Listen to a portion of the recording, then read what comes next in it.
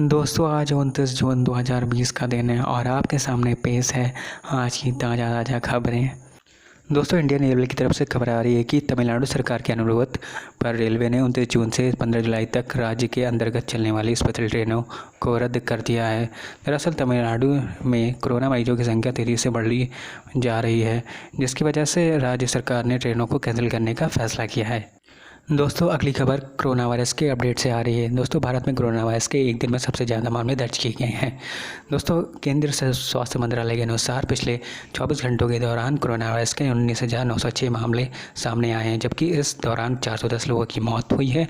देश में corona virus से कुल मामलों की संख्या बढ़कर 5,28,859 हो गई है। इसमें से 2,03,051 एक्टिव मामले हैं, जबकि 3,09,713 लोग स्वस्थ हो चुके हैं। देश में अब तक कुल 16,095 लोगों की जान जा चुकी है।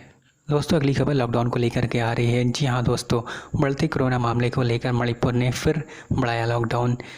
दोस्तों मणिपुर में कोरोना के संकट के बीच मुख्यमंत्री एन बीरेन सिंह ने लॉकडाउन को और आगे बढ़ाने की घोषणा की है। मुख्यमंत्री ने रविवार शाम को बताया कि बढ़ते मामलों के बीच राज्य में लॉकडाउन को 15 दिन के लिए और आगे बढ़ाया जाएगा, यानी राज्य में अब 1 जुलाई से 15 जुलाई के बीच लॉकडाउन रहेगा। वहीं दोस्तों असम के गुवाहाटी शहर में 14 दिन के लिए लॉकडाउन बढ़ाया गया है। जी हाँ दोस्तों, 28 जून से गुवाहाटी शहर में 14 दिन के लिए लॉकडाउन लगाया गया है। दोस्तों अगली खबर इंदौर से आ रही है। जी हाँ दोस्तों, इंदौर में लॉकडाउन नियमों में छूट मिल गई है। दोस्तों आज से पूरी क्षमता के साथ खुल सकेंगे सरकारी कार्यालय। दोस्तों आपको बता दें कि कोरोना के बढ़ते मामलों के बीच मध्य प्रदेश में दिशा निर्देशों में ढील मिलनी शुरू हो गई है।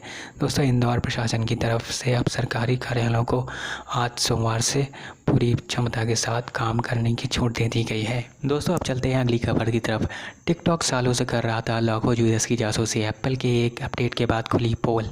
जी हाँ दोस्तों, चाइनीज़ ऐप टिकटॉक फिर से विवादों में है। टिकटॉक के साथ हमेशा से प्राइवेसी को लेकर बवाल होता रहा है। इस बार भी कुछ ऐसा ही हुआ। टिकटॉक सभी आईफोन यूजर्स का क्लिपबोर्ड पढ़ रहा था, जबकि उससे इसकी कोई ज़रूरत नहीं थी।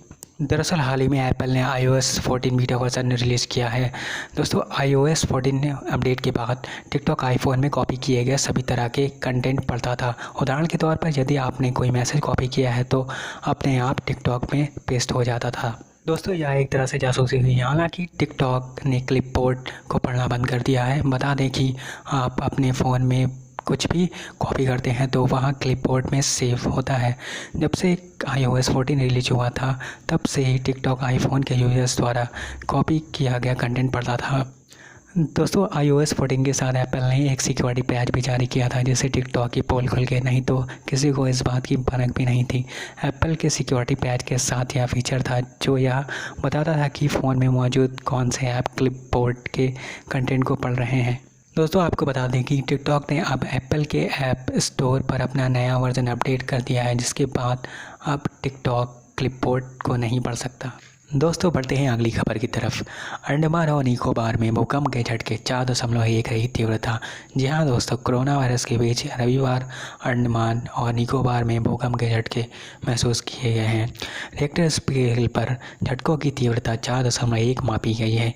भूकंप के झटके अंडमान और निकोबार द्वीप के डीगलीपुर में महसूस किए गए। नेशनल सेंटर फॉर सिस्मोलॉजी के मुताबिक यह झटके सुबह 8:56 पर महसूस किए गए थे। फिलहाल महसूस किए गए झटकों में किसी भी प्रकार के नुकसान की खबर नहीं आई है। वहीं दोस्तों रविवार को ही दोपहर को मेघालय में तुरा के पास भूकंप के झटके महसूस किए गए।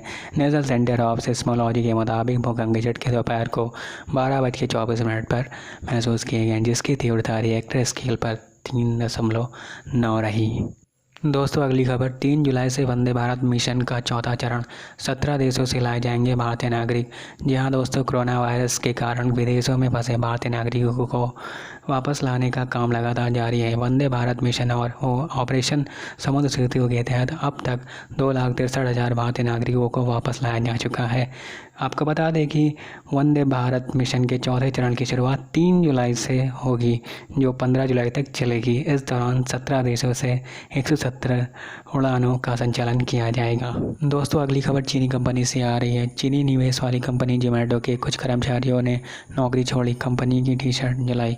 जी हाँ दोस्तों, फूड डिलीवरी कंपनी जोमेटो के कर्मचारियों ने लद्दाख के गलवान में भाले जवानों की शहादत को लेकर प्रदर्शन किया। कर्मचारियों ने कंपनी की टी शर्ट जलाई। कोलकाता के बेहाल इलाके में प्रदर्शन किया गया।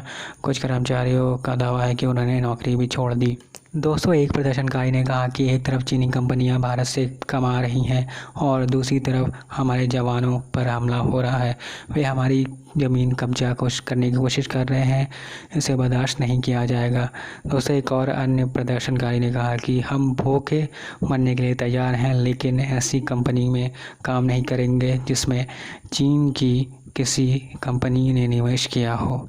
तो दोस्तों ये रही आज की ताज़ा खबरें। इसी तरह ताज़ा खबरें सुनने के लिए आप हमारे चैनल को सब्सक्राइब करें और इस वीडियो को ज़्यादा से ज़्यादा लोगों तक शेयर करें।